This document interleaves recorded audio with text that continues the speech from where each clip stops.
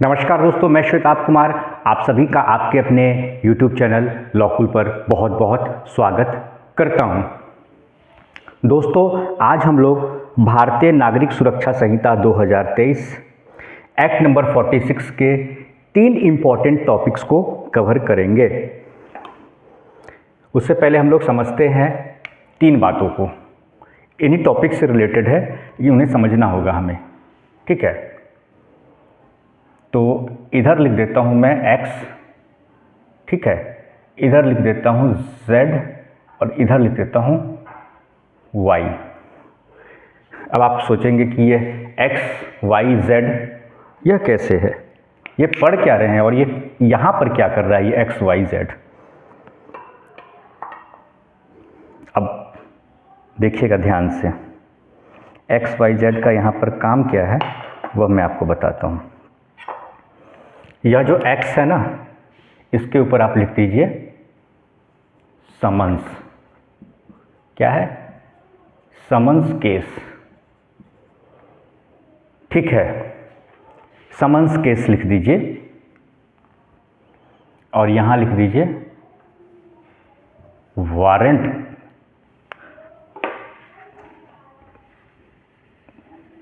यहां लिखिए warrant case, ठीक है। चलिए, जब केस मुकदमे की बात हो रही है तो भाई विक्टिम भी तो होगा कोई। अब केस मुकदमा है तो वहां पर कोई विक्टिम भी तो होगा। विक्टिम मतलब जो पीड़ित है, ठीक है। तो विक्टिम की भी तो बात आएगी। तो कितना बढ़िया है ना, समन्स एक्स, वारंट को जेड का नाम दे दिया और विक्टिम को वाई का नाम दे दिया। समन्स का क्या नाम हो गया? एक्स, वारंट का क्या नाम हो गया? जेड, और विक्टिम का नाम क्या हो गया? वाई। अब सबके आगे लिख देते हैं 2, ठीक है, 2y है ना। इसके आगे भी लिख दीजिए 2z। अब ऐसे समझिए, यह जो समन्स है आपका, यह डिफाइन किया गया है 2x में। कहाँ डिफाइन किया गया है? तो 2x में डिफाइन किया गया आपके समन्स को, ठीक है। और 2z में डिफाइन किया गया वारंट केस को, ठीक है। और विक्टिम, विक्टिम की बात होती है ना, जिसके साथ किसी तरह का कोई अपराध हुआ है, जिसके साथ, ठीक है, जो पीड़ित है, तो उसको भी तो डिफाइन किया जाएगा। बताए तो आखिर आप ये जानेंगे तो कि विक्टिम किसे कहा जाता है। तो विक्टिम को डिफाइन किया गया है 2y में, ठीक है। तो यही 3 बातों को आज हम लोग इस पूरे लेक्चर में हम लोग पढ़ेंगे, ठीक है। तो x और z में तो हो गया आपका केस के बारे में कि एक समन्स केस होगा, एक वारंट केस होगा। इन डिटेल हम लोग समझेंगे पूरे कॉन्सेप्ट को, ठीक है। क्योंकि मैं पहले ही बताया कि मैं आपको पढ़ाने नहीं समझाने आता हूँ। और बीच में विक्टिम हो गया आपका, यह विक्टिम है, इसके साथ जो है अन्याय हुआ है, इनजस्टिस हुआ है, ठीक है। इसके साथ क्राइम हुआ है, भुक्तभोगी है ये, ठीक है ना। तो उससे पहले हम लोग वारंट केस को समझते हैं, ठीक है। 2z को समझते हैं हम लोग। सबसे पहले हम लोग समझते हैं व्हाट इज वारंट केस, या ये वारंट केस क्या होता है। फिर समन्स को समझेंगे और फिर विक्टिम को भी समझेंगे, ठीक है ना। तो वारंट केस आपका कहाँ है? तो 2z में है। कहाँ है वारंट केस? जो है आपका कहाँ दिया हुआ है? वारंट। क्या होता है यह वारंट? बेलेबल ऑफेंस पढ़ लिया हमने, नॉन बेलेबल ऑफेंस पढ़ लिया, कॉग्निजेबल ऑफेंस पढ़ लिया, नॉन कॉग्निजेबल ऑफेंस पढ़ लिया। अब ये वारंट केस क्या होता है? देखिए, ये जो वारंट केस है ना, इसे आज हम लोग इतना बढ़िया तरीके से समझेंगे कि आप कभी इस पूरे कॉन्सेप्ट को आप भूलेंगे नहीं, ठीक है। वारंट केस, एक मिनट देखिए, यह जो वारंट केस है, यह आपका सेक्शन है, सेक्शन 2z में आता है। ये कहाँ आता है? 2z में आता है वारंट केस। कहाँ आता है? 2z में आता है, ठीक है। अब यह होता क्या है? तो देखिए वारंट केस, अगर आपसे कोई भी पूछे कि वारंट केस क्या होता है तो सबसे पहले आप बताइए it means a case. It means a case दोनों लैंग्वेज में बताऊंगा, हिंदी और इंग्लिश, एकदम चिंता वाली बात नहीं है। आज ऐसा पढ़ाऊंगा ना कि आप कभी नहीं भूलेंगे। It means a case relating to an offense, ठीक है। It means a case relating to an offence. Offence कहाँ डिफाइन है अभी समझ लीजिए, याद कीजिए, तो 2(1) के क्यू में है। कहाँ है? 2Q में है। देखिए ऑफेंस को भी डिफाइन किया गया है, याद है, मैंने पढ़ाया था। तो कहाँ पर है ये? तो 2Q में है, याद रखिएगा, ऐसे ही रिकॉल होगा,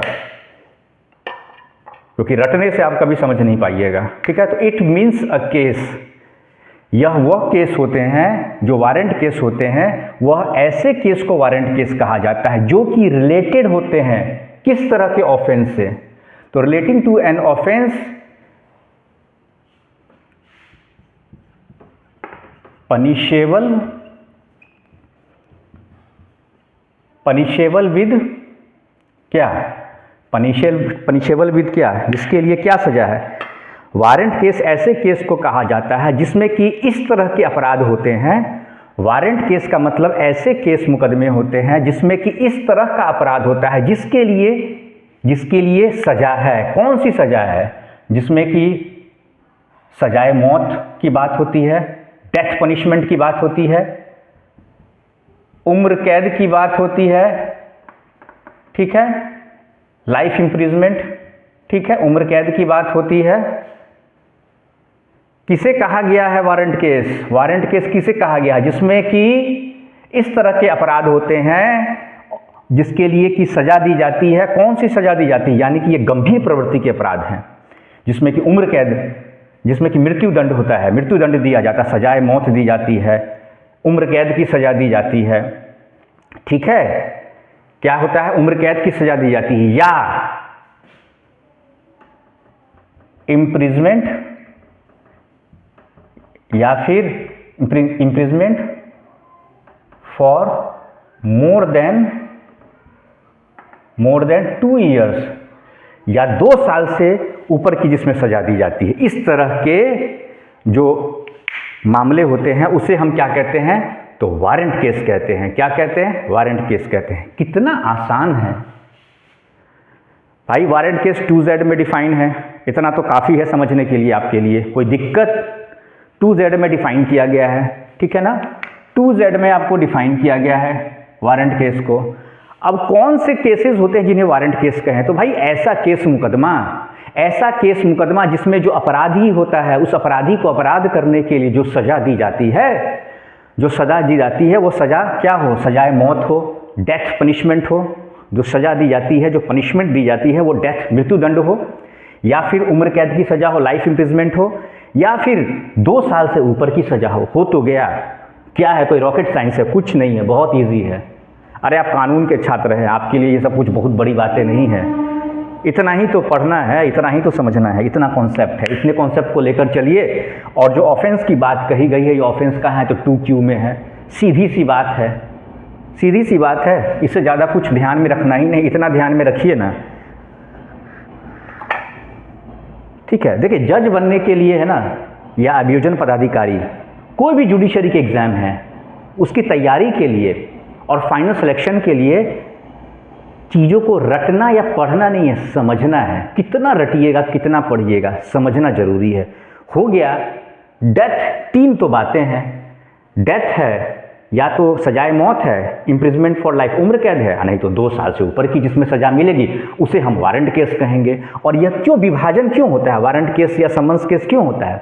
क्योंकि इससे उस मामले की सुनवाई कैसे होगी? क्योंकि वारंट केस और जो समन्स केस है उसमें दोनों की सुनवाई अलग अलग तरीके से होती है। तो जो ट्रायल होगा ऑफेंस का, जो ऑफेंस हुआ, जो अपराध हुआ है, उसकी सुनवाई के लिए कैटेगरी में बांट दिया गया है, बस। और क्या, ठीक है ना। देखिए बेयर एक्ट आप लोग रखिएगा, मैं ये कहता हूँ, मैं जब भी लेक्चर्स पढ़ाऊँ उस वक्त आप बेयर एक्ट जरूर रखिए, इससे आपको बातें समझ में आएंगी। तो यह तो हो गया आपका सब हिसाब, ये तो समझ गए ना। वारंट केस हो गया, बस इतने में ही वारंट केस ख़त्म है, आपका कहानी ख़त्म है।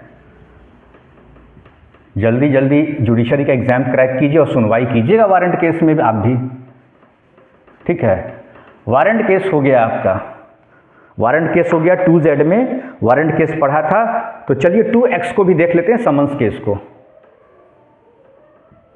समन्स केस क्या है, ये आपका समन्स केस है। अब समन्स केस क्या होता है, समन्स केस क्या होता है, तो पहले इसको देख लेते हैं, ये डिफाइन क्या है। तो वही है 2Z में आपका क्या था, तो आपका वारंट केस था, तो ठीक है।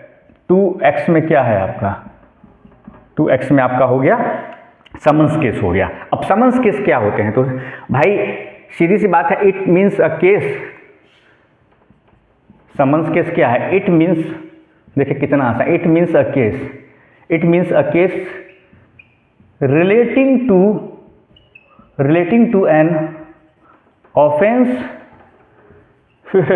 which is not a warrant case, which is not a warrant case।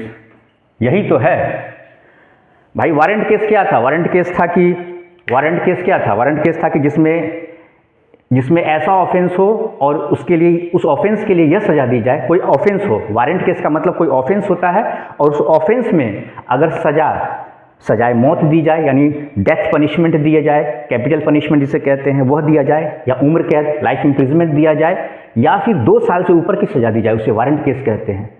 तो यानी कि यहाँ पर कहा गया कि जो कि which is not a, summons case क्या है, समन्स केस वह केस होते हैं जो कि वारंट केस नहीं है, जो कि वारंट केस। तो वारंट केस इसका मतलब इसमें कितनी सजा होगी, तो यहाँ पर लेस देन 2 ईयर्स, 2 साल से ऐसे ऑफेंसेस जिसके लिए 2 साल से कम की सजा दी जाती है, उसे हम कहते हैं समन्स केस, ठीक है। उस तरह के केसेस को, उस तरह के केस मुकदमा को क्या कहिएगा, समन्स केस कहिएगा। वो 2X में आता है, बस कहानी खत्म है, इससे ज़्यादा दिमाग नहीं लगाना है, बस हो गया। अब थोड़ा सा दोनों को हम लोग समझते हैं बातों को, ठीक है। फिर से देखिए, अभी मैं यहाँ पे कंपैरिजन करूँगा, या तो सेपरेट हमने समझ लिया बातों को, ठीक है। इधर आ जाइए, वारंट केस, ठीक है। इधर आ जाइए, समन्स केस, ठीक है। चलिए, सेक्शन क्या हो गया, इसका सेक्शन हो गया 2Z हो गया, क्या हो गया, 2Z हो गया वारंट केस का, ठीक है, 2Z। और इसका क्या हो गया, तो 2X हो गया। सेक्शन तो यह हो गया दोनों का, ठीक है। अब इसके नीचे आइए, पनिशमेंट जो होता है कितना होता है, इसमें पनिशमेंट होता है death punishment, imprisonment for life यानी उम्र कैद, या फिर पनिशमेंट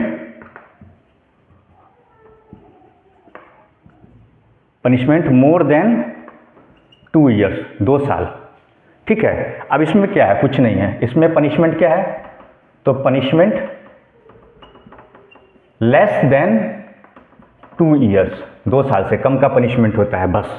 पहला कॉन्सेप्ट ये याद रखना है। सेक्शन याद रखिए, 2Z में वारंट केस है, 2Z में क्या है, तो आपका वारंट केस है, क्या है, वारंट केस है, ठीक है। समन्स केस क्या है, 2X में आपका समन्स केस हो गया, ठीक है। चैप्टर क्या है इसका,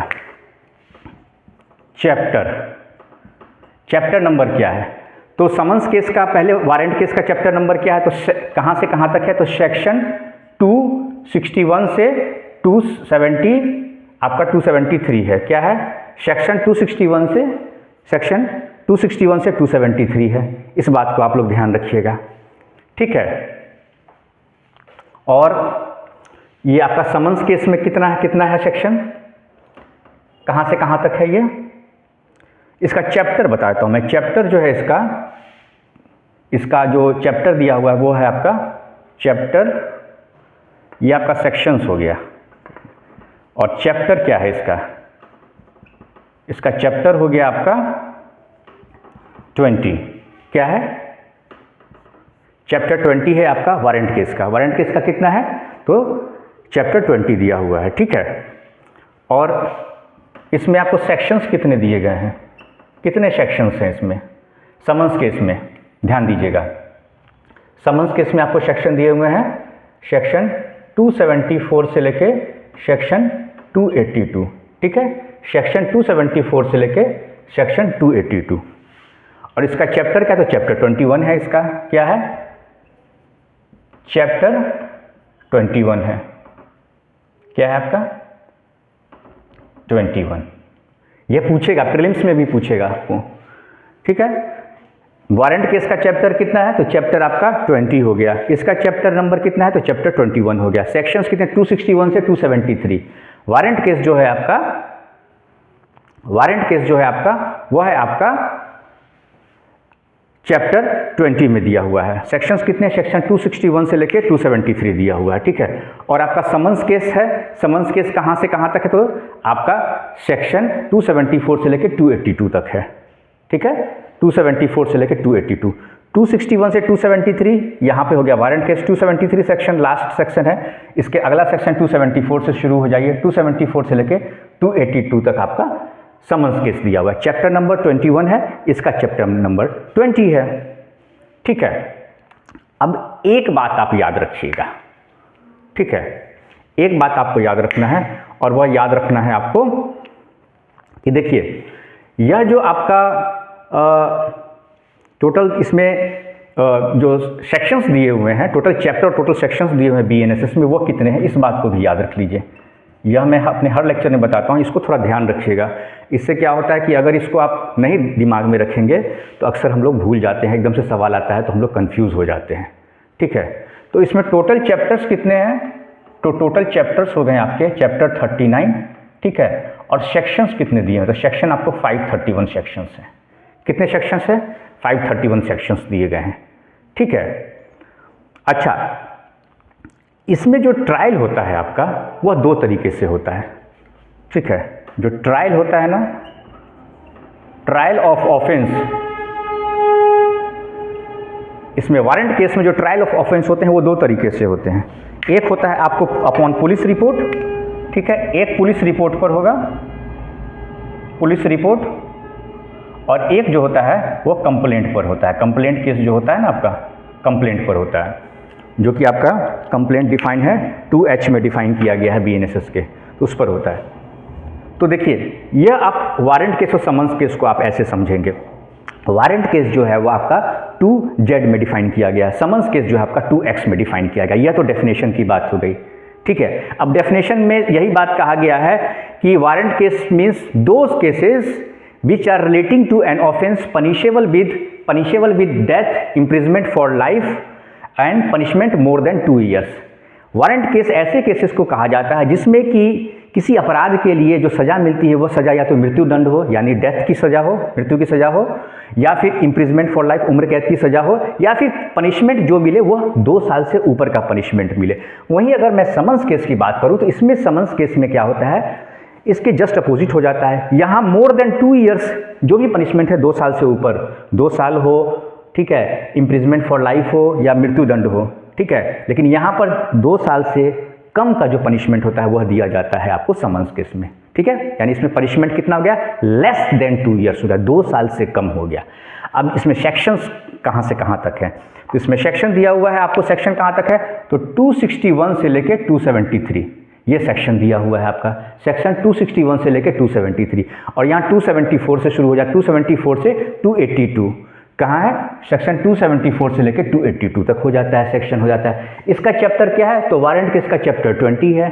क्या है? चैप्टर 20 है यह वारंट केस का, ठीक है। वारंट केस में चैप्टर नंबर क्या है वारंट केस का? तो चैप्टर 20 हो गया।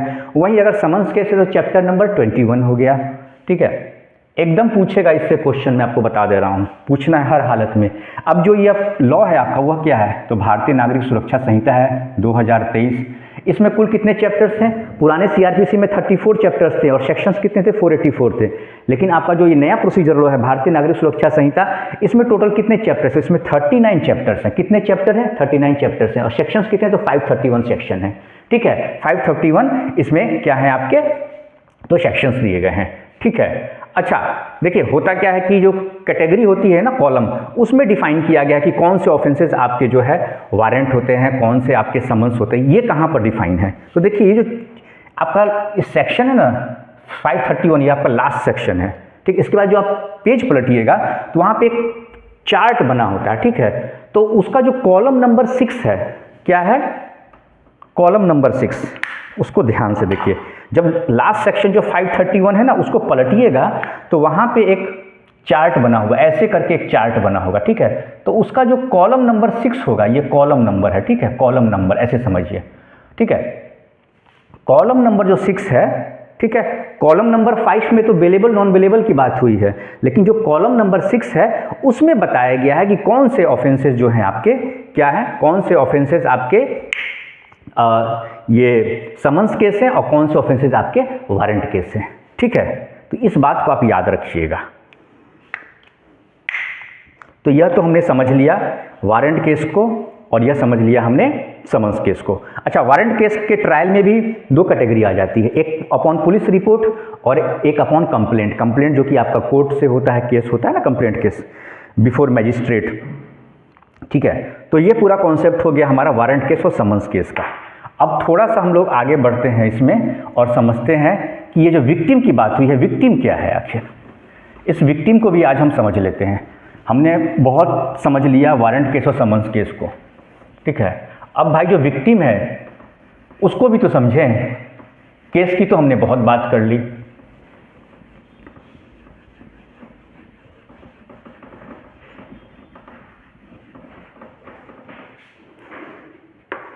अच्छा एक और बात बता दूं मैं आपको समन्स केस में। समन्स केस में क्या होता है,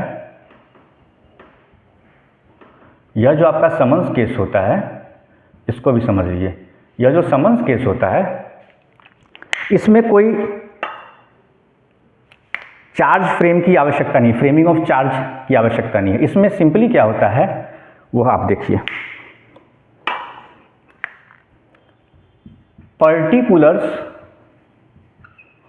particulars of the offense stated to the accused। Number 1, अभी मैं समझाता हूँ यह भी बात। No necessary to frame the charge. देखिए दो बातें हैं यहाँ पर समन्स केस में। ठीक है, समन्स केस में जो कि आपका 2X में है। ठीक है, समन्स केस में क्या होता है कि जो ऑफेंस हुआ है, ठीक है, जो ऑफेंस हुआ है उसके बारे में, उसके पर्टिकुलर्स, यानी कि जो उस ऑफेंस में बातें हुई हैं, ठीक है, यानी आरोप जो लगा हुआ है उस आरोप के बारे में बताया जाता है। Stated to the accused.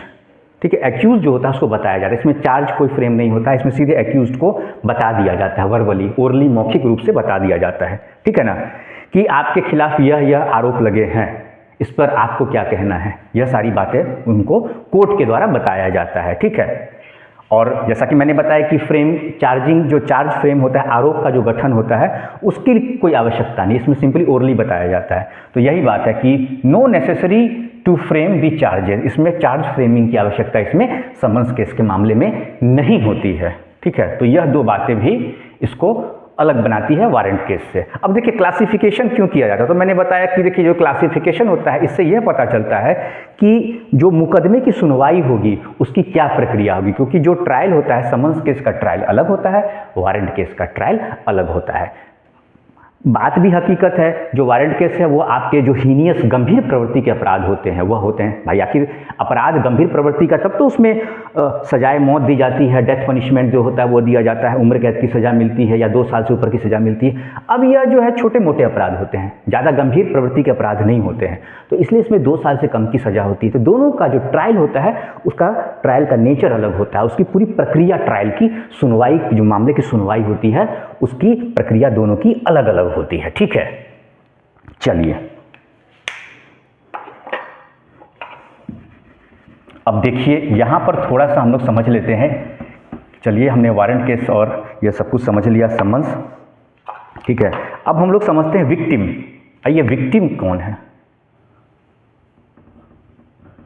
Victim जो है, जो पीड़ित है, वह कौन है? तो सबसे पहले सेक्शन क्या है? तो 2Y, ठीक है। 2Y में आपको डिफाइन किया गया है विक्टिम को, ठीक है। 2Y में डिफाइन किया गया। अब ये विक्टिम क्या होता है पहले ये आप समझ लीजिए। सबसे पहले विक्टिम को समझिए। अ पर्सन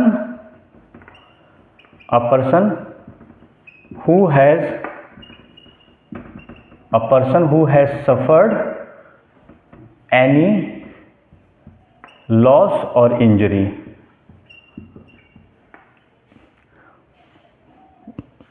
विक्टिम का मतलब पर्सन में ही और शी दोनों, ठीक है। अ पर्सन, ऐसा व्यक्ति जिसे कि क्या हुआ है, कोई लॉस हुआ है या कोई इंजरी, ठीक है, उसे हम विक्टिम कहेंगे, ठीक है। और यह कैसे हुआ है? तो बाय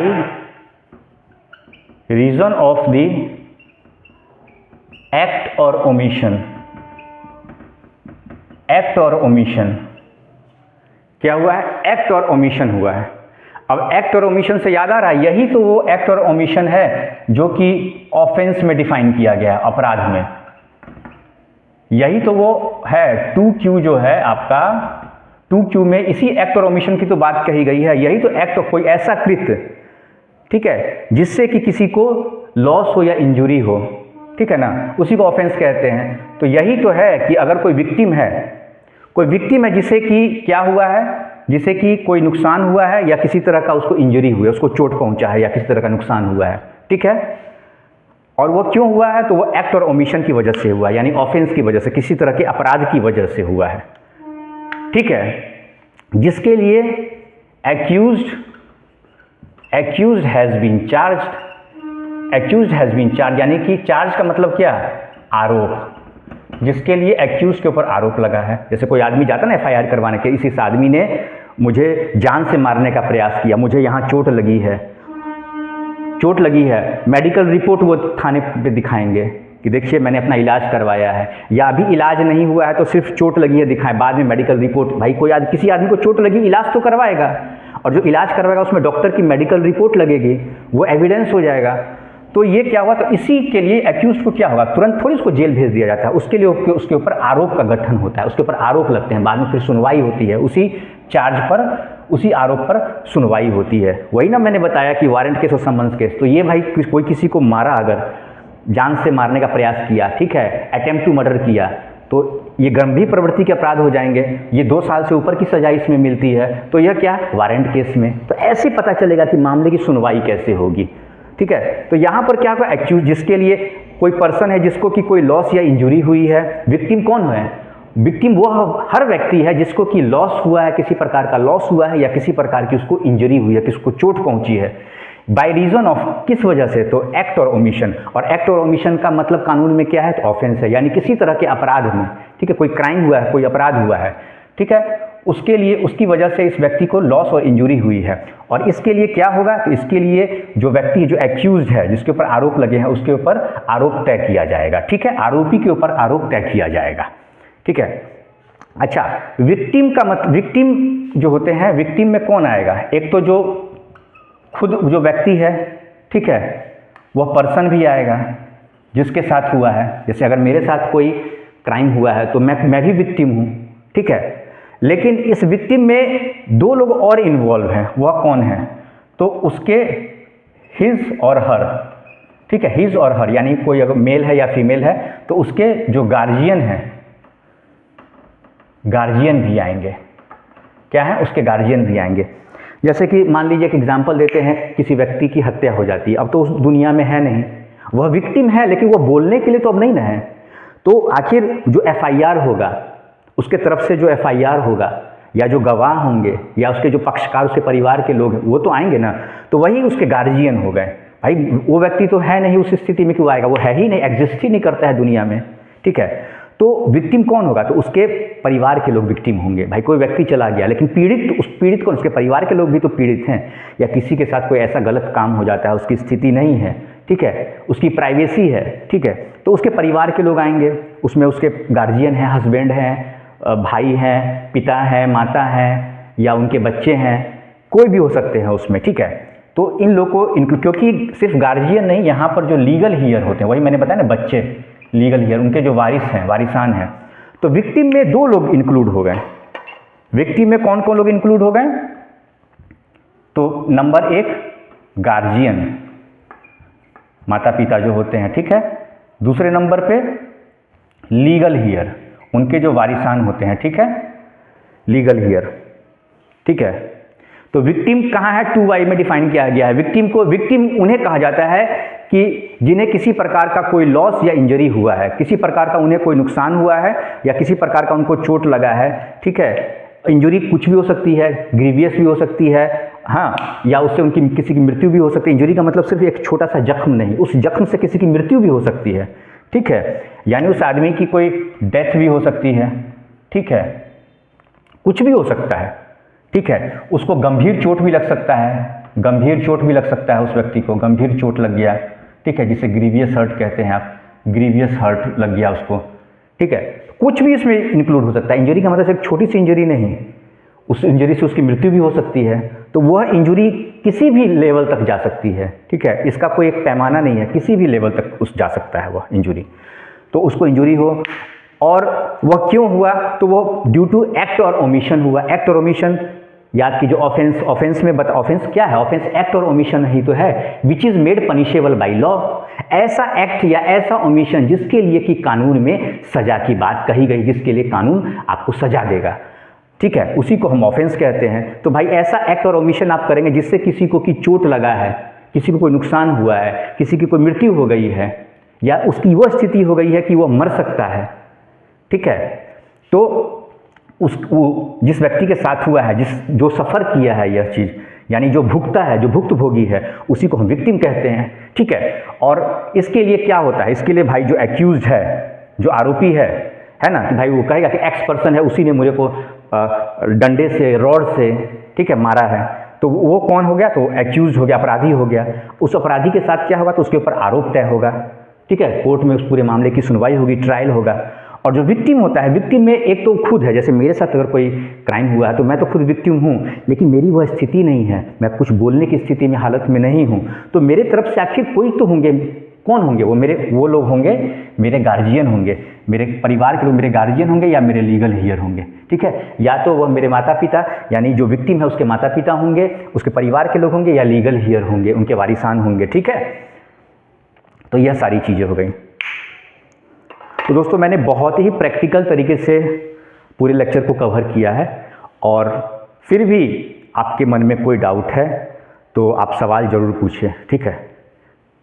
और ये टोटल जो पूरा लेक्चर है आपका, मैं कोई भी जितने भी लेक्चर्स अपने कवर करता हूँ वो सिर्फ और सिर्फ आपके एग्ज़ाम्स के पॉइंट ऑफ व्यू से होते हैं, क्योंकि देखिए पढ़ना उतना ही है ना जो आपके एग्ज़ाम के सिलेबस के हिसाब से हो, पैटर्न के हिसाब से हो, ठीक है। बहुत ज़्यादा पढ़ने की आवश्यकता नहीं, मैं पहले ही बताता हूँ। बहुत ज़्यादा पढ़ना है, आप प्रोफेसर बनना है, उसके लिए आप पढ़िए, लेकिन आपको जुडिशरी का एग्ज़ाम क्रैक करना है, क्योंकि सिर्फ आपको एक ही तो BNSS तो पढ़ना नहीं है, इसका और भी आपके सब्जेक्ट्स हैं, इंडियन कॉन्ट्रैक्ट भी है, CPC भी है, बहुत सारे लॉ के सब्जेक्ट्स होते हैं। 17 से 18 आपके लॉ के किताब ही होते हैं, ठीक है। उसके बाद GK GS भी पढ़ना है, करंट अफेयर भी पढ़ना है। तो आज का लेक्चर यहीं पे मैं कंक्लूड करता हूँ। कोई भी सवाल हो, सवाल ज़रूर पूछिएगा। नमस्कार।